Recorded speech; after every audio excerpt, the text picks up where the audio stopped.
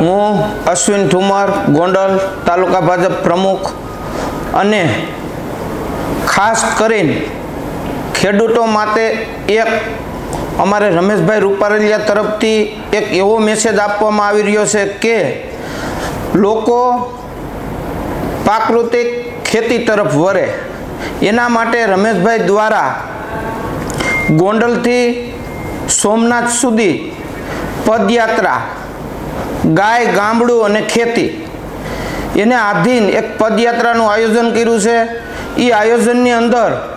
હું પણ જવાનો છું અને હું ખાસ કરીને જે વસે વસે ગામડા આવે છે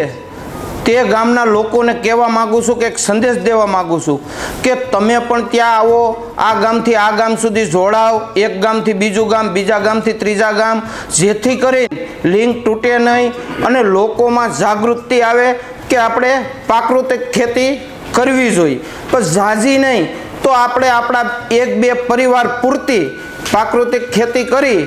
અને આપણે આપણું આરોગ્ય બચાવી, આપણો તાલુકો બચાવી, આપણો પરિવાર બચાવી અને આપણા દેશને બચાવી એ નેમ સાથે હું રમેશભાઈ રૂપારેલિયાને પણ ખૂબ ખૂબ વંદન કરું છું કે તમે આવા નવા કાર્ય ગોંડલ તાલુકામાં જ્યારથી હું જાણું છું તમને ત્યારથી તમે આવા નવા કોઈ લોકોને ઉપયોગી અને ખાસ કરીને આ કાર્યક્રમ તમે ખેડૂત ઉપયોગી કર્યો છે એ બદલ તમને અભિનંદન। જય હિન્દ, જય ભારત, વંદે માતરમ, ભારત માતા કી જય।